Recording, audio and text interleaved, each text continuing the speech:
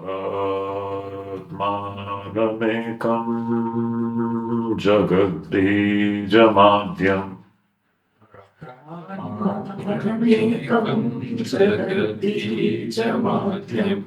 Paratmanamekam Jagadbijamadyam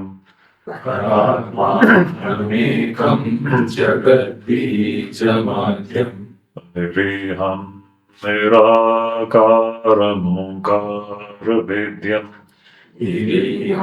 Nirakaramukaravidyam Yato Jayate Palyate Yena Vishwam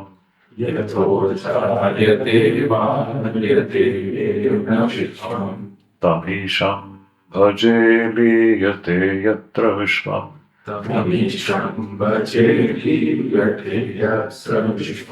Sahana Bhavatu Sahano Bhunaktu Saha Viryam Karva Bhai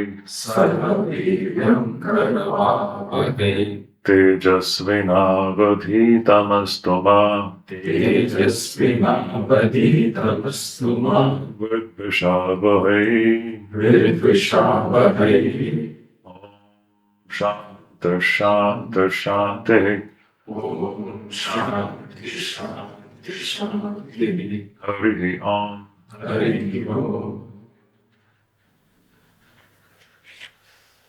At the very outset, certain things have been made very clear. The attitude with which we should be approaching this subject, that attitude is very important. If we don't have the right frame of mind while approaching the subject, it will not be giving us the fruit which it is supposed to give. So the right frame of mind and the seriousness of that matter is really very important. So right in the beginning, we need to understand that we are all here to seek the truth. In plain language, we are all seekers of truth. This truth, the supreme reality, is what is referred to, you may use no matter what terms. Words are words. We have to go beyond all words. This is what the Upanishad is going to teach us. You may term that reality as God, something else, Brahman, Atman, doesn't matter. But we are all here as seekers of truth. Because this knowledge of the truth alone can put a permanent end to the problems of the human life and nothing else. Absolutely nothing else. So we are all the seekers of the supreme reality, and our whole approach is experience-centered. It is not an intellectual exercise. It is not a scholastic enterprise here. So we are not going to worry about the Sanskrit, what should I say? We don't have to worry about those things. What actually is needed is a mind which is open and ready to receive the truths propounded by Upanishads. So we need an open mind, and two things.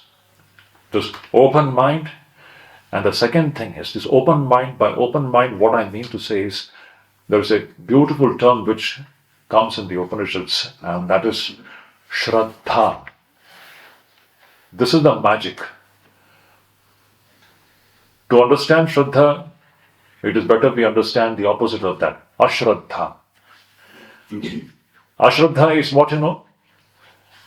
When the Upanishad says, my dear child, you are not this body.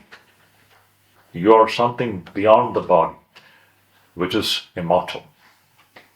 Now, a person who is having this ashraddha what will be his response to this statement is, how is it possible? And on the face, he rejects this idea. Now, this person can never understand what that supreme reality is. Opposite of this ashuddha is shraddha, in which that person listens to the words of the scriptures and the Guru with a mind which is open, which is receptive, which wants to know the truth because he or she is a seeker of truth. And because he or she is a seeker of truth, he or she doesn't reject the statement coming from the Guru and the scriptures just because it is not a matter of experience now. Now, when the Upanishad says that you are the Atman, yes, for all of us, it is not a matter of experience now. But it is going to be a matter of experience in course of time, if we fulfill those conditions which the Upanishad keeps before us. It is a pure investigation into the real nature of the man and the real nature of the woman. It's a pure science of self-discovery. So when the seeker of truth receives the great statements from the Upanishads with an open mind and with the spirit to verify for himself or herself what the Upanishad is saying. See, that is the spirit. Here the whole spirit is of verification. Yes, there is an element of faith and belief in it, but it is not only an element of faith and belief. There is something more to it. What you believe in, you want to verify for yourself. So ultimately, it ends up in self-discovery and experience. It is not just believing in a God somewhere existing outside of this world and we sit complacently. No, this is not the approach of a student of Vedanta. Yes, the student of Vedanta has got faith in the words of the teacher, but he doesn't stop there. Faith is just the beginning of a great discovery which is going to happen in course of time, provided the person follows the steps and the methods shown by the Guru.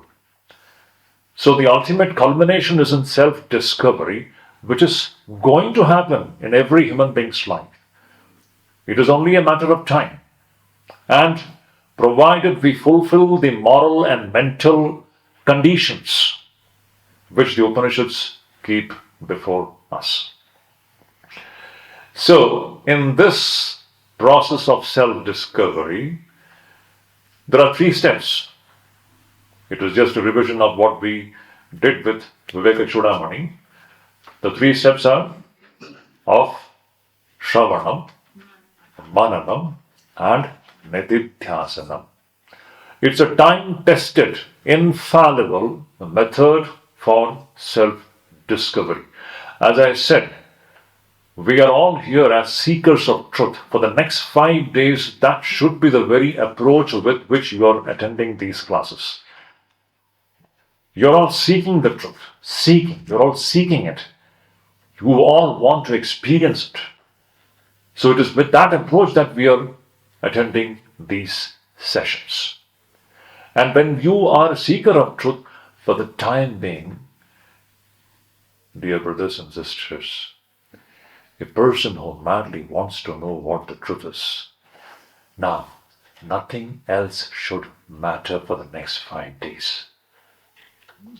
Just forget about your background. Leave your baggage behind. For the next 5 days, you have to exercise your faculty of imagination. And for the 5 days, just imagine as if there is no one behind you. You exist and the supreme reality is existing. And the whole struggle is to find our connection with that supreme reality. The whole struggle is to discover that connection with that supreme reality, that divine reality. This connection with the supreme reality, it is there. It is not that we are going to invent it. We are already that. But something is making us not know it. We are all that. But there's something which is obstructing this vision. That's the whole thing. So, now, in the next 5 days, I always say in these classes that our whole approach is that just be as if there is no one behind you. No family, no baggage, no world. You exist and you are here to find and discover your connection with your own true divine nature. It is with this approach that we have to be doing this Shravanam with utmost faith, devotion, with the spirit of Shraddha and Bhakti. You listen to the words of the Upanishads. This is going to be a very fascinating study, let me tell you. And this is one of the most fascinating Upanishads. I should not say one of the most fascinating Upanishads because it is my experience, whichever Upanishad I take up to study, I always find that Upanishad to be the best. That is the, what should I say, the magic of this amazing literature called Upanishads. Just a few days back, I was discussing Kena Upanishad with somebody. When you study Kena Upanishad, you will feel that this is the best. When you start reading Brihadaranyaka Upanishad, you will find this is the best. Because all the Upanishads have got only one theme. That is literally like a mother. Shankaracharya says in one of his commentaries, Upanishads are just like our mothers. And he says beautifully, Upanishads, just like mother is the most compassionate entity which we have in our human life, is it not? But the compassion which the Upanishads have, it is 1,000 times more than the compassion of an earthly mother, Shankaracharya says in one of his commentary. Why? Just like a mother, holding the hand, the finger of a child, the mother guides the child, is it not? The mother literally teaches the child to walk. When the child is faltering, falling down, the mother holds the fingers of the child and literally makes the child walk. Mother teaches the child how to walk, how to climb the stairs, is it not? Similarly is the function of the Upanishads. Literally it holds our hand, and especially if it is combined with the immortal commentary of Shankaracharya, this is what you can see. How these two, the amazing combination of Upanishads and Shankaracharya, it makes for an absolutely incomparable literature in the world. Absolutely incomparable. Literally like holding the hand of the child, the Upanishads and Shankaracharya's commentary, they hold us step by step, and literally they take us to the portals of our own true nature. It makes the self-discovery possible, provided we have a mind which is full of Shraddha and Bhakti, as I said.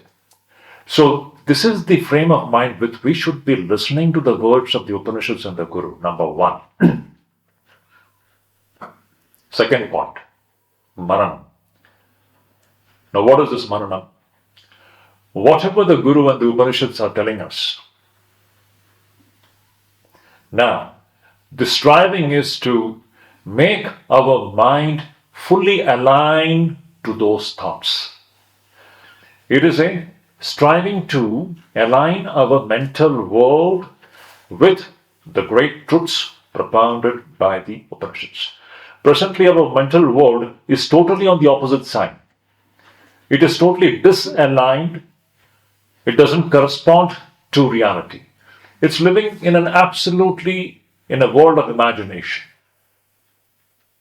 The very basic idea with which we are carrying on with our life is faulty. Now see, we are going to touch upon very radical view of the human being. And let me tell you, it is going to unsettle you. Initially, it is going to unsettle you, and this unsettlement is good. This unsettlement is for the sake of you to find out your true settlement. So initially, it is going to unsettle you. It will shake your very foundation. Presently, what we are thinking about ourselves, everything is going to be questioned. Everything is going to be weighed in the scale of truth. And you will find that the faulty nature of what we understand about ourselves, And this initial unsettlement is very good. Otherwise, we are living in our cozy world of our own imaginary identity with which we have become used to. Upanishads will tell us something very radically different, which perhaps most of us have not even imagined,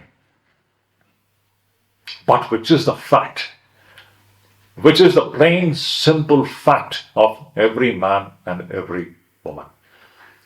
So Mananam is that process by which we revise our mental world. It's a revision of our mental world in which we go on. Now, all those assumptions which we have been living with, one by one, those assumptions are destroyed, or rather given up, because we take now the words of the Upanishads to be the standard, the words of the Guru to be the standard. The Guru is saying this, then what am I thinking? The Guru is telling that this is the true nature of the world, then what am I thinking about this world? The Shastra is telling me about my own true nature, then I understand my true nature in a different way. This revision of the mental world, based upon the words of the Guru and the Shastra, is what is known as Manana. This is a tremendous process, and if you all remember, in the Vivek class also, I used to stress this most. Mananam is very important. Shravanam and Mananam, if it is properly done, everything else is bound to naturally follow. Meditation is the next step. Nididhyasanam. I always say, how is meditation even possible? People talk about meditation so glibly and so loosely. This meditation is impossible as long as we are living in a world of imagination. Let me tell you this very frankly. As long as we are living in the world of our assumptions and presumptions, this meditation is an impossible thing. You may be closing your eyes and for a time being you may be calming down your mind, but calming down the mind alone is not the main thing here. The very function of the meditation is we meditate for what? For discovering our true nature. And that is completely dependent on removing all the wrong notions with which we have become used to live with. And that removing the wrong notion is what is the great practice of Mananam. So Mananam is very important. So in every session, after this classes, every day we have 3 classes. We have given sufficient time for this Mananam, the second step, which is very important. You need to seriously think about what the Upanishad is telling. You will see how many important things are going to be placed before us. Life-transforming vision, which the Upanishad is going to give to us. And you have to think about it profoundly, and we have to be bold enough to revise our ideas. You know, the most difficult thing is to give our attachment to our own ideas. That is the most difficult thing. We cling to it. We don't want to give up those petty ideas. I should not say petty ideas, pet ideas. Those pet ideas, we have these ideas with which we have become used to. We don't know for how many lives we have been living with these ideas and these pet ideas. We just don't want to give it up. So we need a certain element of boldness and courage to see the truth, that this is not the truth, and give it up and revise our view and vision about who we are. So this is going to be a very radical exercise, this Mananam, based upon what we have heard from our Guru and the scriptures. And when that is done for a sufficient period of time, then actually speaking, meditation will be a natural outcome of the fruition of Shravanam and Mananam. But meditation is the fruition, actually it's fruition. It is Shravanam and Mananam which fructifies, naturally fructifies, and takes the form of Nididhyasana. Meditation will be a very easy thing for this person. All the obstacles are gone.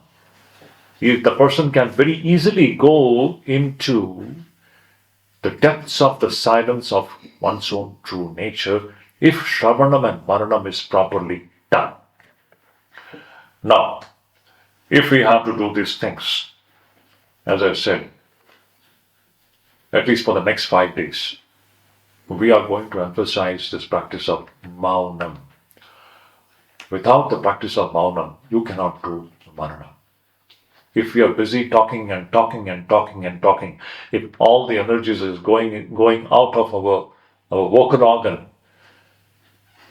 there's absolutely no question of Mananam is not possible. So for the Mananam to become a reality, we need to consciously restrain or refrain from unnecessary talks. I don't say you don't talk absolutely, but try to see to it that you talk as less as possible, only when it is needed. As I said, for the next 5 days, our goal is to drown our mind, literally drown. You take something and you drown that thing into the water, is it not? Similarly, for the next 5 days, you're taking hold of your own mind. See, it's all our whole sphere of activity is going to be the mind and mind alone. Nothing to do with body. We are going beyond the body. For the next 5 days, our sphere of activity is going to be mind and mind alone. We are simply taking hold of the mind and giving it a new shape based upon the ideas coming from the Upanishads. Again, I repeat, for the next 5 days, we are just literally taking hold of our own minds and drowning it into the ocean of truth, which is placed before us by the Guru and the scriptures. And we have to make this mind dissolve into that ocean of reality. Then we shall be discovering our true nature. So for this, refrain from unnecessary talk is the first step. Shankaracharya, if you all remember in Vivek Chudamani, he says, Yogasya prathamam dwaram vam nirodha. The first doorway to this yoga, this union with our own true nature, the first doorway, just like, we entered this room through this door. Is it not? We all entered this room through this door. Similarly, if we have to enter into the portals of divinity, the first door, there are several other doors actually, but the first door which opens in that direction is this refraining from physical speech. As long as we are busy talking and talking and talking and talking, you cannot control the mind, because talking is nothing but the things which are in the mind, we express it through our vocal organ, nothing else. So if you have to really control the mind, you have to first restrain your speech. This is very important. So I would very strongly recommend all of you. I know we have experienced Vivek Chudamani. I've seen how serious all of you are. So definitely you will take this seriously. And it is a wonderful thing. It's so enjoyable. It is to just keep quiet, Otherwise, anyhow, when you go back home, you have to talk. You can't escape that. So at least here, next 5 days, you have full freedom to experiment with this wonderful exercise of being silent, which you won't be able to do perhaps if you go back home. So I would very strongly insist that just experiment with it. It is an amazing thing, it is. Just to be quiet and then play with your mind in the right direction. It's an amazing exercise where you are quiet, but you are quiet only externally. Internally, you are intensely active. You are in the peak of activity actually. That is spiritual life. A spiritual man looks very inactive outwardly, but actually a spiritual person is a person who is intensely active inwardly. His mind is on the peak of awareness actually. His or her mind is literally speaking on the peak of highest awareness.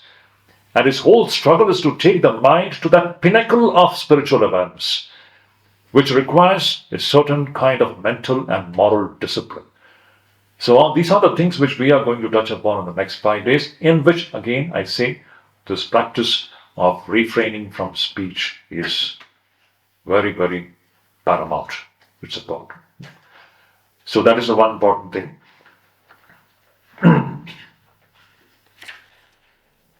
As far as this Mandukya Upanishad is concerned, just 5-10 minutes more and then we can disperse. I don't want to keep you engaged here today. Many of you are tired, I can see that. Mandukya Upanishad. Our retreat is called as Advaita Amritam. Advaita Amritam. It's a beautiful term. Amritam means nectar. Nectar is that which gives us immortality, which makes us conquer death. So, which is that nectar which can make us immortal? That nectar is the knowledge of this Advaitic truth. Ultimate truth is Advaita. There is no true opinion about it. Ultimate truth, the final truth is Advaita. And that is the message of Hinduism and the Vedic system of thought to the entire world. Nothing greater than this. This is the final word in spirituality. And Swami Vivekananda wanted one ashrama to be completely dedicated to the preaching and practicing of Advaita, Advaita, and Advaita. And this is that beautiful center which is dedicated to Advaita and Advaita alone. Swamiji's heartthrob was Advaita. He came to keep this great truth before the entire world. He repeatedly says, I have spoken nothing but the Upanishads. Throughout his 9 years of ministry from 1893 to 1902 till the last day, he was only talking about the Atman. Throughout the world, east or west, because this is the only way which humanity can really benefit. Humanity, cutting across races, languages, no matter to which part of the world the person belongs to, this philosophy of the Atman is the one philosophy which alone can bring about the good to the entire world. This was a method of Shankaracharya. That is a great legacy actually. These two teachers, amazing teachers, their only one intention was to bring back this philosophy of the Upanishads, keep it before the entire human race. Immortal works of Shankaracharya, and the same legacy is continued in Swami Vivekananda. So anyway, Advaita Amritam. This knowledge of Advaita is the real nectar which can make us immortal. And this Mandukya Upanishad, which we are going to study, this Mandukya Upanishad is one of the smallest, it is the smallest Upanishads among the principal Upanishads. When we talk about the principal Upanishads, there are 11 Upanishads. Out of the more than 100 Upanishads which are available today, these 11 Upanishads are called as principal Upanishads. You know why? Because Shankaracharya commented on these Upanishads. That was the authority of Shankaracharya. Whatever he comments upon, that becomes the most important thing. That's why, see, Shankaracharya commented upon the Upanishads, he commented on Bhagavad Gita, and he commented on the Brahma Sutras. That is why these three has become the very foundations of, our thought system, which is known as Prasthanatrayam. In technically speaking, we don't have to worry about these things. So Shankaracharya's commentaries are literally speaking immortal, absolutely matchless, unshakable. And Shankaracharya has commented upon this Mandukya Upanishad, which is the smallest Upanishad among the principal Upanishads. In Mandukya Upanishad, there are just 12 mantras. Only 12 mantras. Just 12 plain mantras. And about this Mandukya Upanishad, it is said that this one Upanishad is sufficient for any seeker of truth to attain moksha. Mandukyam ekam eva alam mokshunam vimuktaye. Muktiko Upanishad says, this one single Upanishad is sufficient. Actually, if you have understood what Mandukya Upanishad is telling, if you have really grasped it correctly, there is no need for you to read any other Upanishads. This one Upanishad is sufficient for a moksharthi, a person who is seeking liberation, moksha. This one Upanishad is sufficient for that person to attain moksha. So that is the tremendous importance of this Upanishad. Muktiko Upanishad says this. So in our tradition it is said that if you, after studying the Mandukya Upanishad, suppose if you have not grasped the truth presented by Mandukya Upanishad, then you can go for the study of the other 10 Upanishads. Out of the 11, Mandukya Upanishad is one. If after studying Mandukya Upanishad, if you have not been able to understand the ultimate reality, then you can study the remaining 10 Upanishads. Even after the study of the remaining 10 Upanishads, still if you have not understood, you can study the remaining 100 or more Upanishads. Even after studying the remaining 100 Upanishads, if you have not understood, then we don't know what to do. It is in a jocular way, it is said like this.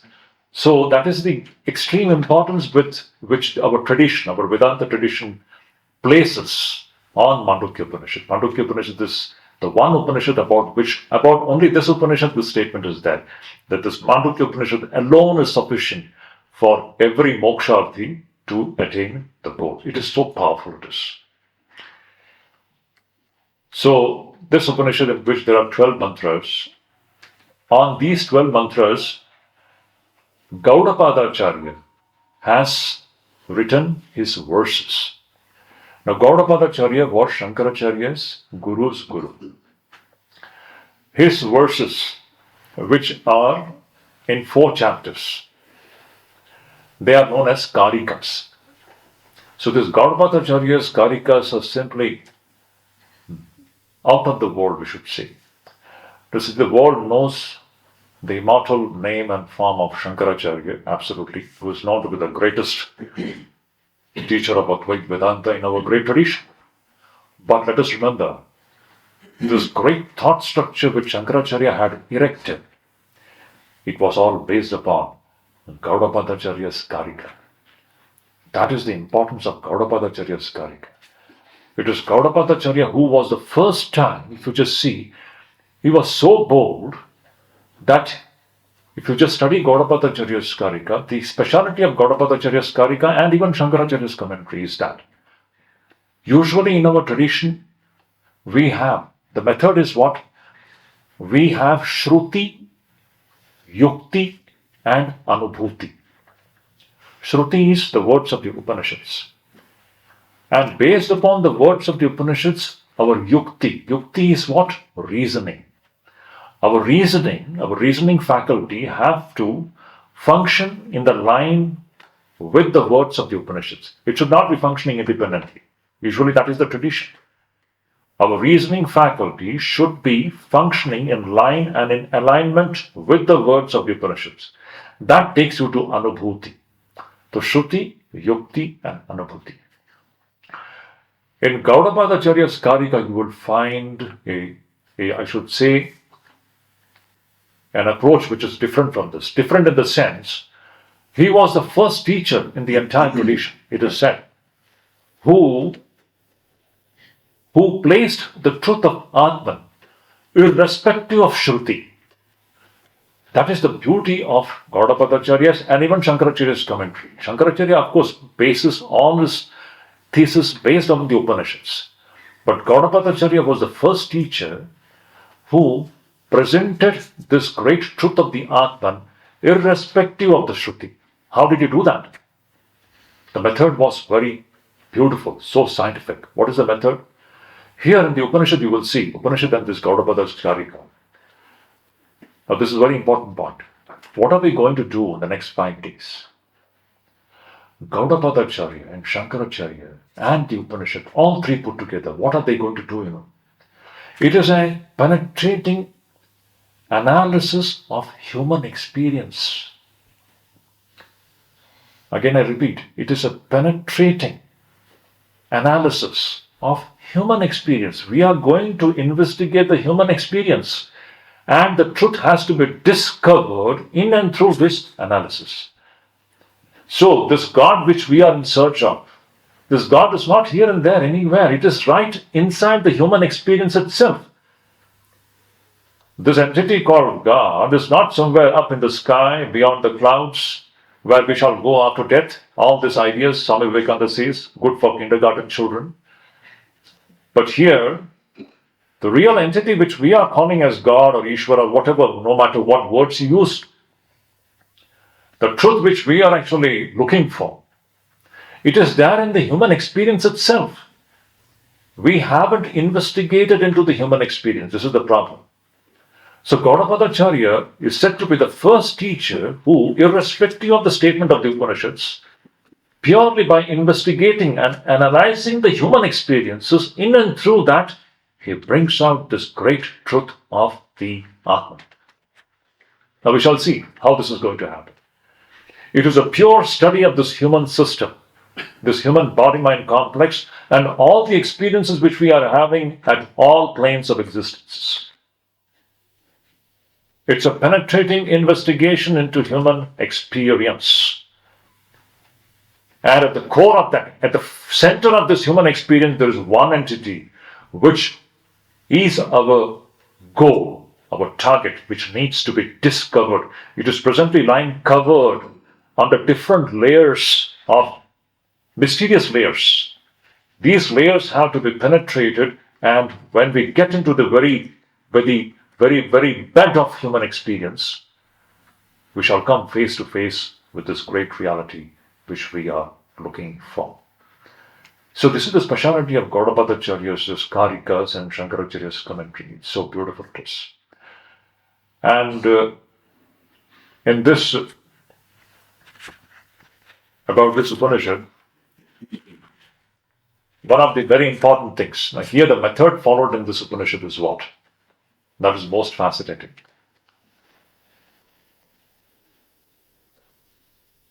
Here this discovery of the Atman is going to take place by a unique method of understanding the meaning of Om. What is this Om? This Om, which is known as Pranava in our Vedas, it is holding the entire truth and reality inside this one term, this one sound called Om. This Om, the sound, is that which is holding the entire reality inside its womb. If we understand this meaning of Om, you are understanding reality itself. This Om is that which is going to take us to the experience of divinity. So here this divinity is going to be discovered in and through this great sound, which is known as Om. There is nothing greater than Om. The greatest mantra, the Vedas say, is Om. Nothing is greater than Om. So we shall see from tomorrow when we start this session, we shall see into this, how we can do that.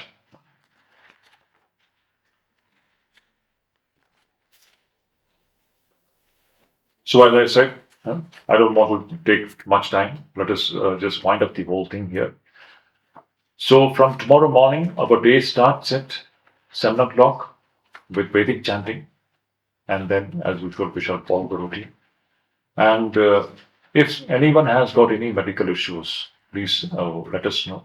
You all know our manager Swami. I am there, manager Swami is there.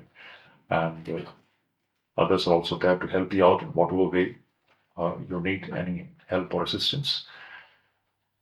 And I request all of you to give it in writing to the manager Swami, the place where you are going to go on 20th, the destination, so that he can make arrangements for the vehicles for you to go back tomorrow. So you can just give it in writing to the manager Swami, the place where you are going on 20th. Please do it tomorrow itself, because he has got his all calculations.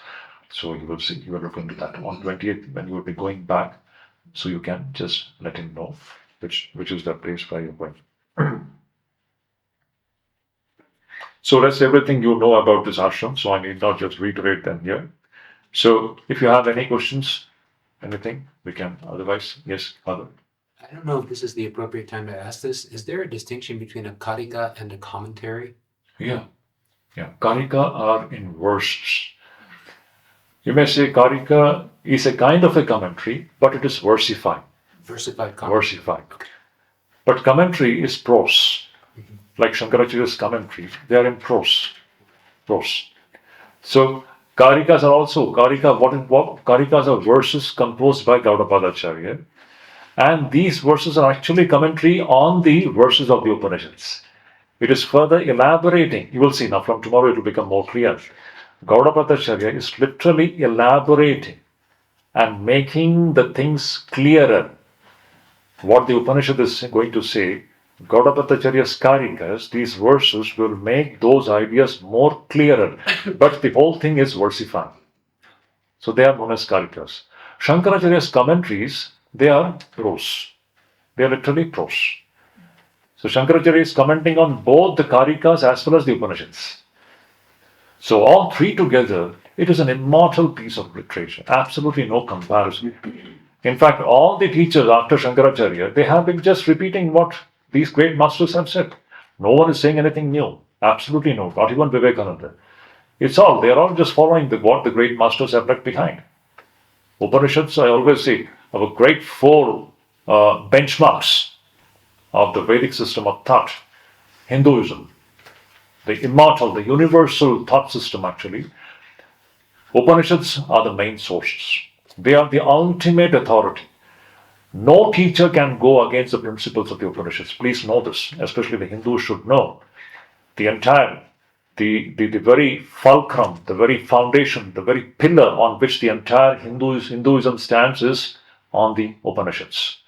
They are the ultimate authority in all spiritual matters. Any spiritual teacher, if his or her teaching doesn't match with the statements of the Upanishads, you can simply reject it. That is the authority which Upanishads command. After Upanishads come Bhagavad Gita. Bhagavad Gita is a commentary on the Upanishads actually. It's an immortal book. Then the next big landmark comes Shankaracharya, who takes the entire cream of the Upanishads and the Gita and presents it to the entire world. After that we have Vivekananda. So it's a great parampara. It's a great legacy of the Upanishadic thought. And all these teachers have kept the Upanishads before the entire world. Krishna, Shankaracharya, Vivekananda. They were all the great teachers of the teachings of the Upanishads. At different times, they have done this. So,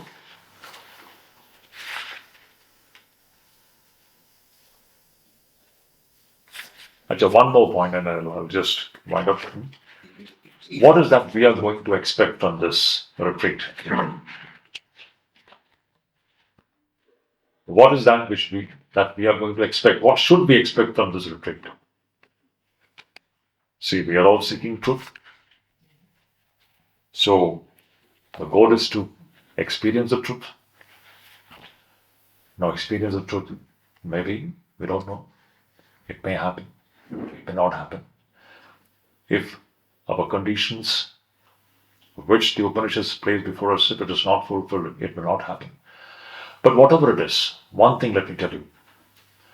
This Upanishad blesses us with a totally a new vision. A new vision about one's own self and a new vision about what we are experiencing through our senses. Again, I repeat. Upanishads, they bless us with a new vision about one's own self and a new vision about what we are experiencing through our senses. This is literally a blessing which comes only from the Shastras, let me tell you. It doesn't come from any other source. It has to come from the Upanishad. I always say this is the Upanishad Drishti or Shastra Drishti. It comes only from the Shastras, from no other source. So the greatest blessing which is going to come upon any seeker of truth through the Upanishad is that a totally transformed understanding about one's own self and a transformed understanding about what we are experiencing through our eyes. This is going to happen. In short, I always say,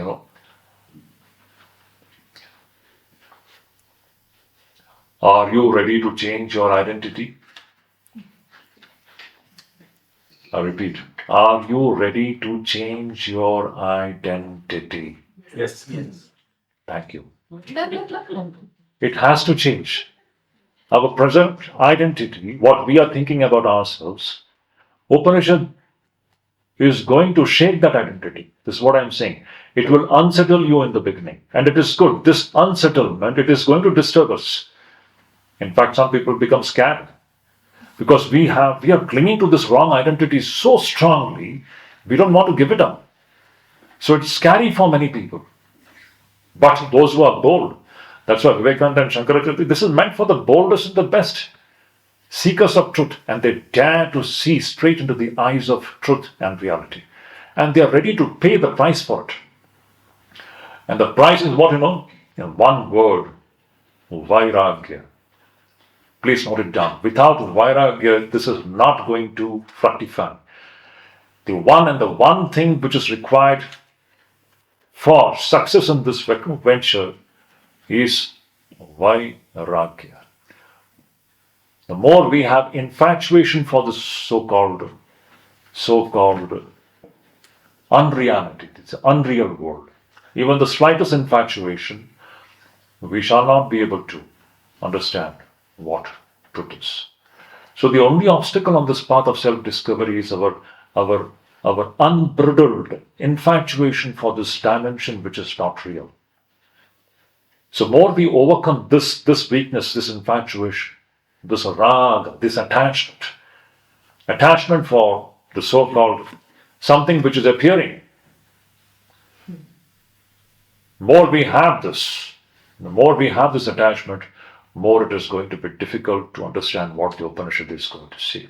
So the more the mind is beyond all these worldly attachments, that's why you see, here comes, I always say, most of you are the followers of Sri Ramakrishna.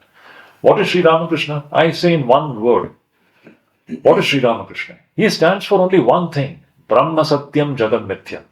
Nothing else. The immortal utterance of Shankaracharya, you want to see the demonstration? Sri Ramakrishna. For him, world doesn't exist. What is existing is Brahman and Brahman alone, because Brahman alone is Satyam. Everything apart from Brahman is appearing to be Satyam. Now, this is going to be the main theme of this Upanishad. We are going to continuously address two things. What is Satyam and what is appearing to be Satyam. This is going to be the continuous discussion for the next 5 days. Again, I repeat, for the next 5 days, our whole discussion is going to be what is Satyam and what is appearing to be Satyam. And as long as we are clinging to that which is appearing to be Satyam, we shall never be able to discover what the truth is. So Sri Ramakrishna is the very blazing demonstration of, that's why, what do you find in Sri Ramakrishna's life? The blazing Vairagya. Vairagya for what? For that which is appearing to be Satyam. That tremendous Tyaga. Tyaga for what? Tyaga means renunciation. Renunciation of what? That which is appearing to be Satyam. And that mad love for that which is Satyam. Here is a very demonstration of this immortal utterance of Shankaracharya and the Upanishads. Brahman alone is true. And there is nothing existing apart from Brahman. Now this is going to be the continuous refrain of this Mandukya Upanishad for the next 5 days. So we shall take it up tomorrow morning. Yes. In Bhagavad Gita, there is a concept of memorization and chanting. Yeah. I have tried to do that so that maybe we don't understand everything well, but we just keep chanting, maybe gradually we grasp some words and we move over that. Upanishads also, is there a concept or tradition of someone trying to memorize it and chant daily? Yes, very much. We do chant. So gradually we can. Yes, definitely. Upanishads should be memorized. But all the Upanishads are not in verse form. Many of the Upanishads are in prose form. So there are two kinds of Upanishads. Some Upanishads are in versified forms. But most of the Upanishads you will find that they are not in versified forms. So memorization is not going to be that easy, just like Bhagavad Gita is very easy to memorize because it has got a fixed meter, a fixed number of words in every stanza, and it has got a tune. And if you just memorize it in that particular tune, it is very easily memorized. But Upanishads are not that easy in this sense. But for a serious student of Upanishad, you keep on reading it. It gets memorized. And you will fall in love with it. That is the most important. This is the most beautiful thing. The greatest and the most beautiful literature ever existing in the world for the sake of every human being. It is telling every human being who you are. What can be more interesting and more fascinating than this? Please tell me. It is our story which the Upanishad is going to talk about. It is your story, everyone's story. Who you are. Such a beautiful thing. And another one misconception people have about Upanishads. Oh, Upanishads, it's all Advaita, it's all Jnana. This is the best bhakti literature. Upanishad is the best bhakti literature, the greatest bhakti literature. When you have the vision of reality, something amazing is going to happen. I'll discuss this at the right point of time. A true devotee will always have this vision which the Upanishad is talking about. I'll come to that point towards the end of our session. So anyhow, for the next 5 days, as I said, please forget about your baggage behind. Just forget, you are here to drown yourself into that which is actually existing. You have to prepare your mind for that. Let it become drowned into the ocean of reality. Let it go. Let it go. Don't hold it. Let it go. Let it sink and dissolve into the ocean of reality. And the steps, how we are going to do, that is what this Upanishad is going to present to us. The method is Om. Om is the ocean into which we have to dissolve ourselves. Om, the sound, is that ocean into which everything dissolves. We shall understand that at the proper time. So this is the kind of a frame of mind with which we should be approaching this subject. So I think nothing more is left out. So as I said, it is readiness to give up our false identity and discover our true identity. Your names are going to be changed. Be ready for it. Yes, you'll be getting a new name, you see. I'm not going to name you. Upanishad will name you. Upanishad will give you a new name to all of us. That's the beauty of it. And that is the fact. We all have that name. That is our real name, actually. We'll come to that point. So, I think any questions? Yes, Rahul? Like Bhakti, the Upanishad are the best Bhakti Shastra. That is from Vivekananda. There's one basket or some Shivananda. Yes. What is the use of studying Gatapata? Yes. Isn't it the love of God? Yes. And Swami Shuddhidananda says that the Upanishads are the best books. Best books. Upanishads and mainly Advaita. You just look at all the Advaitic teachers. They were the greatest devotees. You look into the life of Shankaracharya. He was one of the greatest devotees of all time. Greatest bhakta. Look into Ramakrishna, who is an Advaitin. Great bhakta. Shankaracharya, great bhakta. Why? Why it happens? See, Bhagavad Gita, there is a beautiful story. Should I continue? Yes. We're all tired. No. Huh? About Bhagavad Gita, I'll just speak one thing and then I'll stop. See, in Bhagavad Gita, Sri Krishna talks about 4 kinds of bhaktas, is it not? In the 7th chapter, all the students of Gita, you know that. Sri Krishna says there are 4 kinds of devotees. Chaturvidha bhajante mam jana sukriti no Arjuna arto jigyasu artharthi jnani cha bharatarshava. He says there are 4 kinds of devotees. One is arto. Artha is a person who is suffering for any reason, maybe he is sick or something else. Actually, we get connected with God for all worldly reasons. Actually, usually our connection with God is only meant for our worldly advantage and benefits. This is what usually we do. Usually that is what we are connected with God. We are connected with God so that God should protect me, protect my all worldly interests. God take care of me, take care of my children, take care of this and that. This is the way we connect ourselves with God. But that is not the true bhakti. So one is Artho, other is Jigyasu. Jigyasu is another person who wants to know about God, but not very seriously. He just wants to know it intellectually, that's all. Third is Artharthi. Artharthi means a person who is wanting wealth. And the 4th category of devotees, Sri Krishna says, Jnani. Jnani is a bhakta. Jnani is a bhakta. There Shankaracharya makes an amazing comment. Absolutely scintillating comment. Shankaracharya says, who is this Jnani? His Jnani is Atmavedta. Atmavedta means the knower of the Atman.